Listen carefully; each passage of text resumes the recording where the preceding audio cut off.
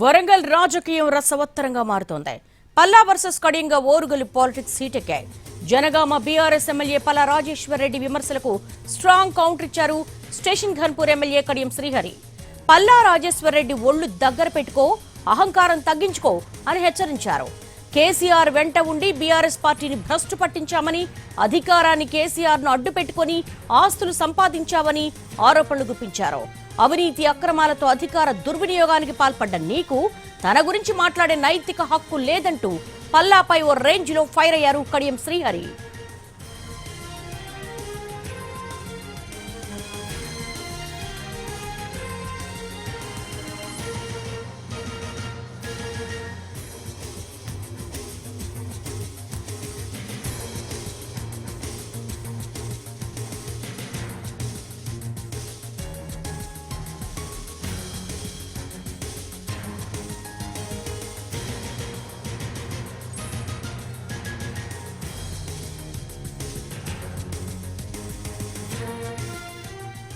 వరంగల్ రాజకీయం చాలా రసవత్తరంగా మారుతోంది. పల్లా వర్సెస్ కడియంగా ఓరుగల్లు పాలిటిక్స్ ఒక్కసారిగా హీటెక్కుతున్నాయి.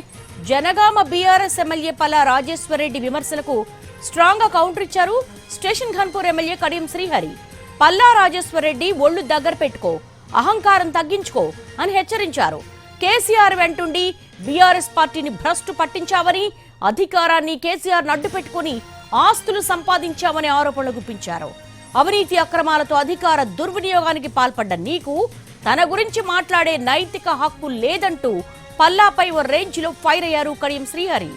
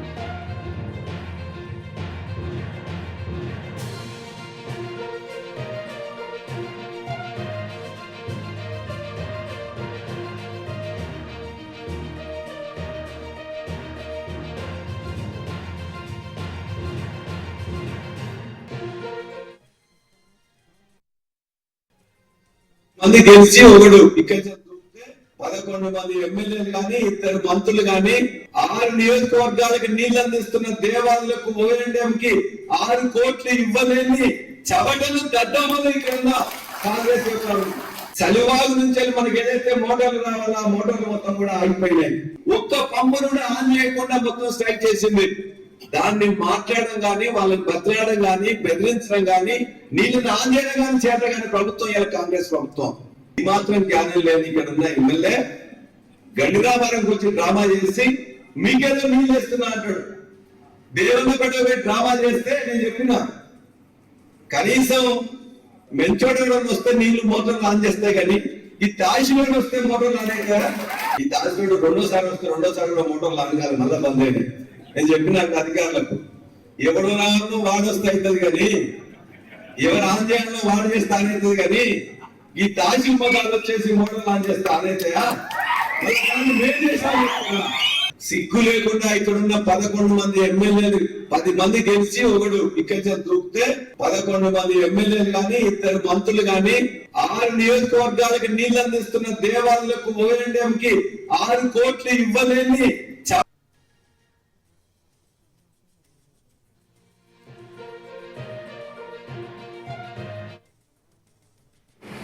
800 కోట్లు కాదు కదా, 8 పైసలు కూడా లేదు అని ఒక మాట మాట్లాడారు. ఆ మాటలో ఆయన అహంకారం, ఆయన బలుపు స్పష్టంగా కనిపిస్తుంది. చలివాగు నుంచి మనకి ఏదైతే మోటార్లు రావాలో ఆ మోటార్లు మొత్తం కూడా ఆగిపోయినాయి. ఒక్క పంపును కూడా ఆన్ చేయకుండా మొత్తం స్ట్రైక్ చేసింది. దాన్ని మాట్లాడడం కానీ, వాళ్ళని బతిలాడడం కానీ, బెదిరించడం కానీ, నీళ్ళని ఆన్ చేయడం కానీ చేత కానీ ప్రభుత్వం ఇలా కాంగ్రెస్ ప్రభుత్వం. నువ్వు ఒక్క మార్గానే ఎదిగి వచ్చిన వాడిని. నీ గెలుపు అందరికీ తెలుసు ఎలా జరిగింది. ఎన్ని వందల కోట్లు నువ్వు ఖర్చు పెట్టావు, ఏ రకంగా నాయకులను కొన్నావు, ఏ రకంగా ఓట్లను కొన్నావు అందరికీ తెలుసు. నువ్వు ఏ రకంగా కుటుంబ సభ్యులను మోసం చేసావో కూడా అందరికీ తెలుసు. మాట్లాడే ముందు అహంభావాన్ని తగ్గించుకొని వాస్తవ విషయాలను తెలుసుకొని మాట్లాడితే బాగుంటుంది. కడియం శ్రీయరికి కర్రు కాల్చి వాత పెట్టాలంటాడు. మీలాంటి వెధవలు కేసీఆర్ చుట్టూ ఉన్నారు కాబట్టి మీ మాటలు విని కేసీఆర్ పరిపాలనను పక్కదారి పట్టించింది కాబట్టి కేసీఆర్కి కర్రు కాల్చి వాత పెట్టింది తెలంగాణ. గతంలో కేసీఆర్ ఏంట